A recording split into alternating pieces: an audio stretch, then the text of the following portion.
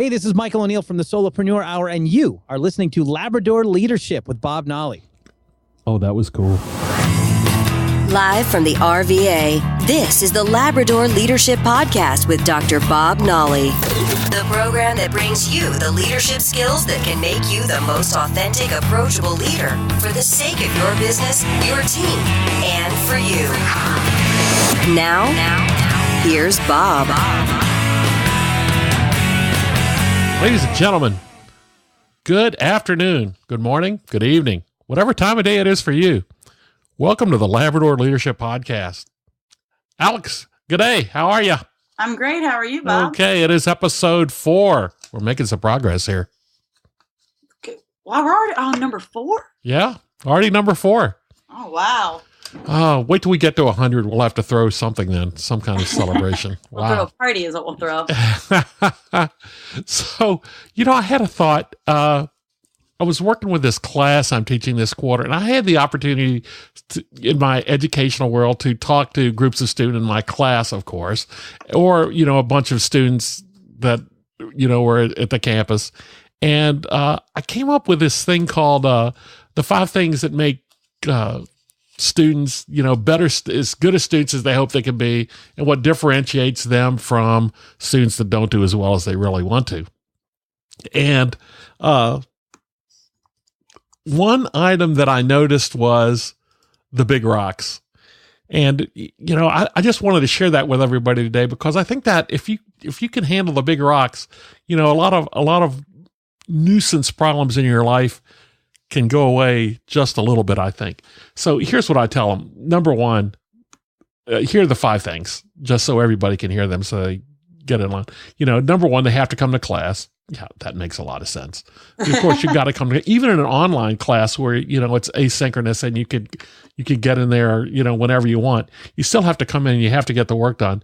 I mean, Right. If you don't come to class, my point is, can you make up the work? Yes, sure, you can make the work, but as busy as, the adult student is, do you want to have to do that?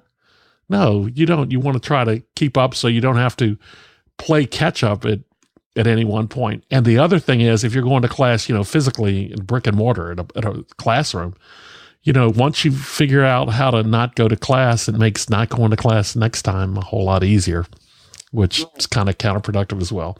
So I tell them that. I tell them to have define who their support group is, whether it's, your professors or people in your school, like a counselor, an advisor, or people in your life, like your family. If it's your family, you tell your children, look, when I'm in this room working, don't come knocking on that door. I mean, I'll be out in an hour, but don't come knocking. If the house is burning down, please come get me, but don't otherwise. Right. And you tell your friends, when you text me, come on out to the club, we're having a big time, and you're trying to work on a paper, just tell them to support you and not to go, oh, you're missing a big event here. So, know who your support group is and define them and make sure they can help you. Right. And the third thing is to make sure you get to know your professors. Don't just be, the person that sits in the back of the room or the person in the online class that doesn't do anything, because the relationship you start will serve you well. Is, they can remember you for your contributions and your efforts and the things you've done. And the fourth one is, just before the big rocks, is, figure out where you will work. Gosh, right. And even the goal setting discussion we had in episode 2, think about, almost cinematically, think about where you will work. Think about where it is. If it's a spare bedroom in your home or apartment where you could shut the door, think about what that actually feels like, what the light looks like, what the time of day, what the coffee mug or the beverage cup you have looks like, and what does the pen look like in your hand or your fingers on the keyboard. Just think about that and capture that vision. And the sooner you do that, you're better off, getting your work done. What time of day is it? Are you work first thing in the morning? Are you working late at night? And, people with jobs have a tough time carving out, chunks of time to do coursework in. But the fifth thing, and now we're getting to the point, the fifth one I tell them is that the education's a big rock. And the whole big rock phenomena. Have you heard of Stephen Covey? Yeah. I've heard a little bit about him. Sure. Stephen Covey is a great lecturer, and, he's still with us, and, he's out, doing shows all over the country. He's responsible for the 7 principles and habits of highly effective people and highly effective leaders and all of that. But his demonstration of the big rocks is just so motivating. I just want to make sure everybody's familiar with it, and it's not that they've heard it. And here's how it works. He contends that the things in your life that are most important, you have to deal with first. Now, intuitively, that makes sense to all of us. We go, of course, but we don't act that way. Sometimes we really don't act that way. Here's the example. He will be in an auditorium or a hotel banquet room with hundreds of people, a couple of hundreds of people in it, and he's up at the top, and he has this lady come up to the top to do this demonstration, and he has a vat there that is about a foot across, maybe more, 1.5 feet across, and 1.5 feet high. It's like a planter, if you will. You would plant something in it, but it's clear glass so you could see through it. And in it, he has some gravel, but he says that this planter is the metaphor for your life. There are lots of things you have to fit in your life. And as we said on episode 0, you don't have a work life and you don't have a personal life. You've got one life, and that's it. That's the metaphor that he uses for that. And on this table strewn, up 5 feet on either side of this are rocks of different sizes. And they're all labeled, and they're brightly painted so you can see them. The biggest ones are the size of maybe a bowling ball, and that's called your job. And then there's others that are, maybe smaller, as small as a grapefruit or a cantaloupe. And then there are others that are, your health and your hobbies and your family and, all of these things. Maybe the bowling ball is your family, or your relationship. And then they get much smaller, and it's like your hobbies and things you like to do and your friends and mowing the lawn. And then they get down about the size of a golf ball, but they're all different sizes. And there are dozens upon dozens of them there. So he has this lady come up, and he says, I want you to put all of these things in this, or in that's your life. And she starts working at it, and he gives her, I think he tries to time her. He gives her like a minute or two. And it's like some game on The Price is Right. She's running up and down trying to get the rocks together. And in the end, you could feel the embarrassment for her, because she's standing there and the rocks are all mounded up at the top. They're just this bright color. It's like a candy vat that can't hold another gumball. It's that bright. And there's still, a half dozen rocks off to the side that can't fit in, and she tries to balance them in there, and it doesn't happen. And she's a little bit embarrassed, and he turns and he plays to the crowd, and, he just kind of pouts and shakes his head. But the point he makes is your life like this? Is the frustration that you bring in your life cause you problems with being able to take care of all the things that are important to you? So he goes, empty the vat. So he empties it again and lines them all up. And then he just looks at her and says, put the big rocks in first.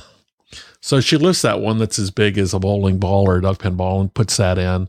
And she now can intuitively kind of sort them by size, ignoring the label, and puts the big ones in first. Mm-hmm. And lo and behold, when she gets wrapped up, all of the brightly colored rocks that he has spread it all over are in the vat. She has fit it all in. And it's not mounded at the top. The gumballs are not all mounded at the top. It's flush with the top. You could put a lid on it. And the crowd goes wild and applauds for her. And everybody nods. Yes, I see the light. Yes, I get the lesson. So you can see that's pretty compelling, all these people that have done that. But it's not over yet, because he turns and he goes, is it full? And they go, yes, it's full. She's done it. She's fit everything that's important into her life. And he goes, no, it's not. because he reaches down behind the table and he pulls up like a milk jug of sand. And he pours the whole gallon of sand into the vat. And everybody starts to go wild. The applause while he's pouring, the applause starts to build. And people are going nuts saying, yes, if I put the big rocks in first, I could put even more things that I don't realize that are coming at me in my life. I could fit even them in. And that's the lesson. And then he smooths off the top. And just prioritizing those tasks into what's more important, and then taking the smaller tasks and kind of filling that negative space. Your big tasks kind of create, Sure. And just so we don't deny our listeners, it's still not over. Because then he goes, he's kind of beaming, and now he's embraced the lady that's come up and has done this, and she's proud and she's helping them, and and then he goes, is it full? And everybody chants, yes, it's full. And once again, he leans down below the table and pulls up a gallon jug of water. And he pours the water in, and of course, all the water goes in, and it comes right to the top, and then it is indeed full. So, all these people that paid hundreds of dollars to see Dr. Covey do this, walk away with a lesson. So, what is that lesson? Well, in terms of the rocks, it's put the big rocks in your life first. And just to jump back down to the students' role, my message to them was, your education is a big rock. It's a big rock like your job, like your health, like your family. Right. It's not a small rock like a TV show. Oh, I think I'll watch American Idol tonight. I think I'll take a class. It's much bigger than that. Right. And if it's not your goals, your goals, your educational goals are not in order. Mm-hmm. So when we live our lives, we need to remember the lesson with rocks. I think the big things have to go first. They have to go first. We don't have to spend all our time on it, but they do have to go first. So what class do you teach? I've taught a lot of finance, and I've taught a lot of org behavior. All right. So what are you teaching right now? All these things. I'm teaching organizational behavior right now. Oh, and nice. But I delivered this message when I was talking to new students, and I really like working with adult students because they're different than students that have just come out of high school that, are just continuing on the path and, have gotten into a situation where they're able to go to college. The adult learners that I've been with are folks that may be the first people in their family to go to college, or they've never had the opportunity, but now they've gotten themselves in a position to have the opportunity. They feel that maybe they can't get any further in their careers without a little bit more education.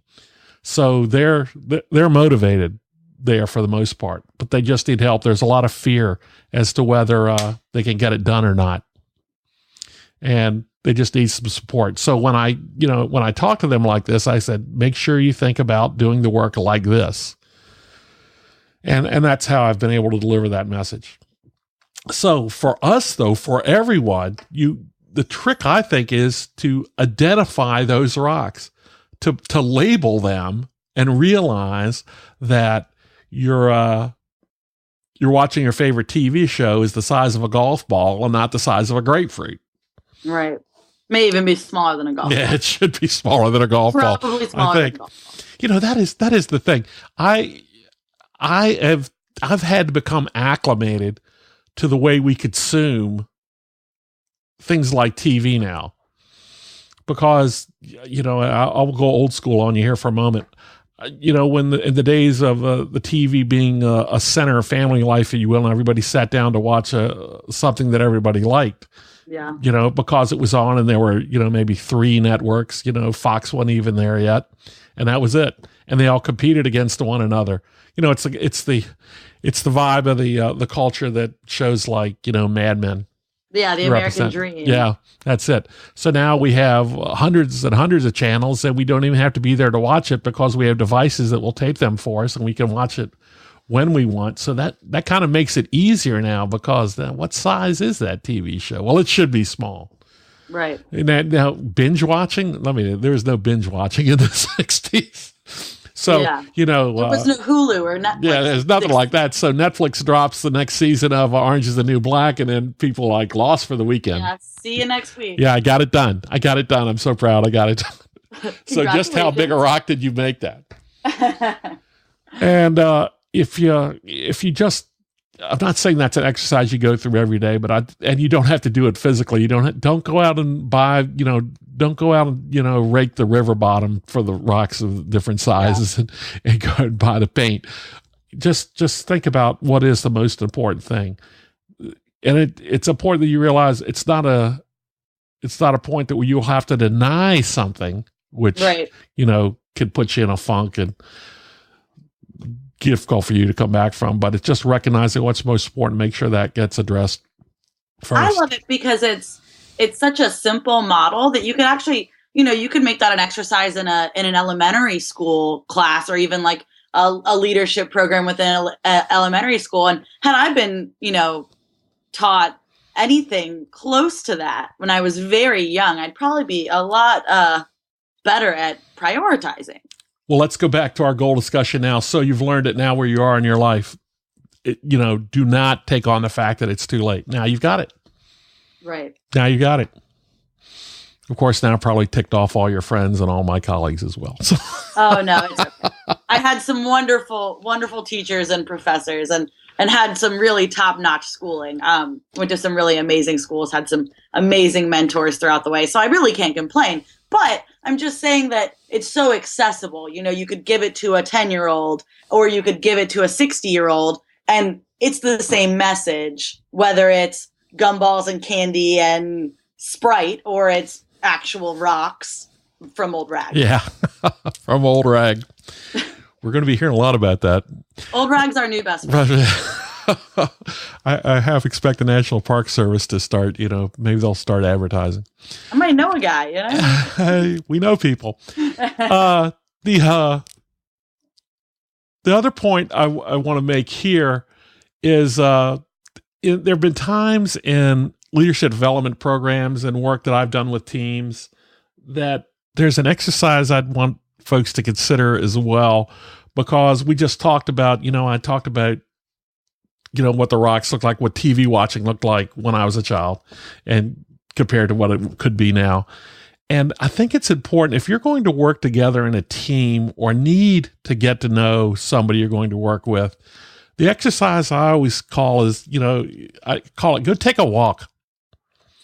In fact, when I have taught graduate students before on the ground, I will, there's a team project they have to do. I'll divide them into their teams that first night, and then I'll just send them out and go take a walk, go tell each other your story. That's not a story, that's your story. And, you and I both, shared pieces of our stories, on this program so far, but we each have a story, and it's included in that is your history. I was born here and moved here and worked here and did this. But the bigger pieces, the bigger rocks, that come out of you telling that is how you're wired. Not your ethics so much as, what's important to you. Right. And I think one question I encouraged them to answer for each other was, what is the one thing that people would say about you? If we asked other people that have known and worked with you and for you and known you, what would they say about you? Oh, that's a tough one. And when you hear that, when you have to say that to them, when you hear that about others, that all of a sudden you have an opportunity to understand exactly what their motivations are and what makes them tick. And you don't have to like them, right, but you do have to be able to function with them.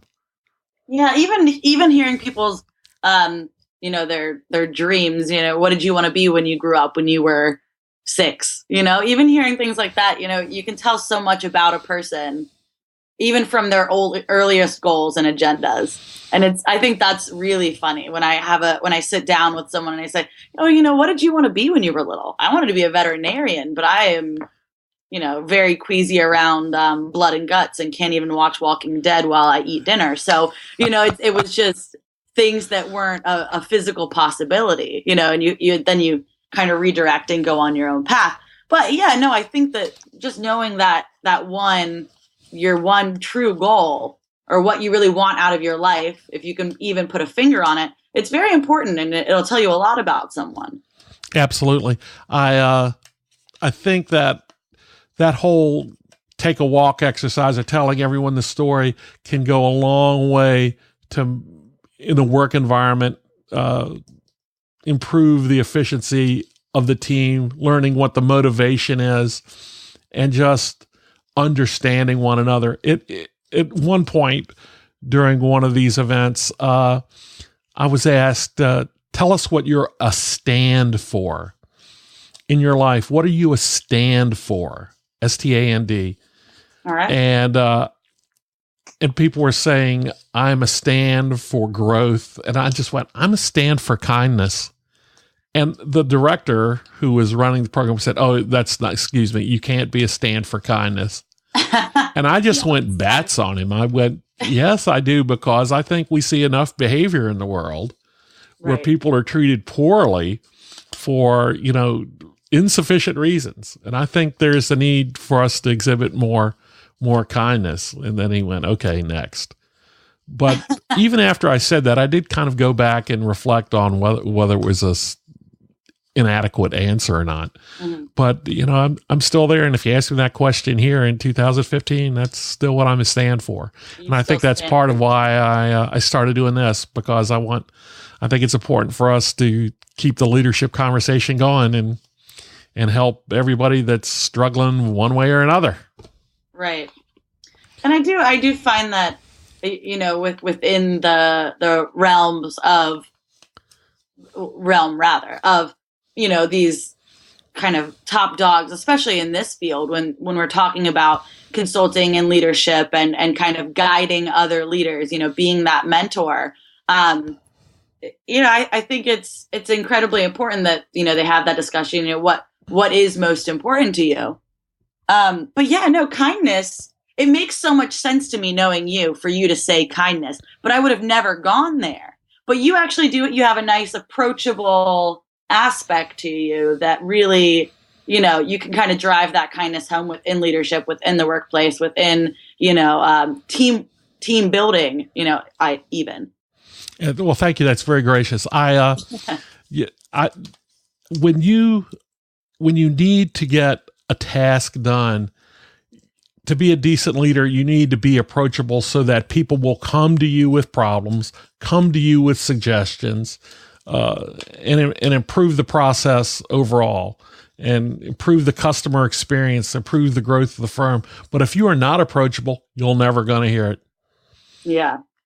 They'll sit there and go, what do you want me to do next? You're the boss. And that's not what you want to have happen. Yeah, no, that's it. And, I'm always, everywhere that I work, I turn it into my own small mini family, or a very large family, if I'm working for a larger company at the time. But I do think that kind of, personal connection with others. And of course, I spent years studying communications. So interpersonal communication is a huge thing for me. I want teamwork to move really smoothly. So I just kind of think it's astounding to go that route, to say, my stand would be, kindness. I do think, I'm sure it took a lot of guts to say that, in a crowded room where all these people are kind of going in this very, straightforward, success driven route. So, you got to respect that, especially when it comes to, guiding others and helping others kind of achieve their goal of leadership or teamwork, or even success. Well said. And that's what we're here for. Okay, folks, you've listened to episode number 4 of Labrador Leadership Podcast. Alex, thanks so much. Thanks so much for listening to All About the Rocks. Well, thank you for having me. I love talking about the rocks. They got me. I was very excited. Excellent. We'll come up with something very exciting too. See you next time. All right. Bye-bye. Thanks for listening to the Labrador Leadership Podcast. For the sake of all the special people in your life that deserve you to be the best leader you can be. Connect with us on our website at LabradorLeadership.com, on Facebook at Labrador Leadership, and on Twitter at Lab Leadership. Now, here's a final thought from Bob. Final thought for the day, make sure you remember what the big rocks are in your life so you load them in first. See you next time, everybody.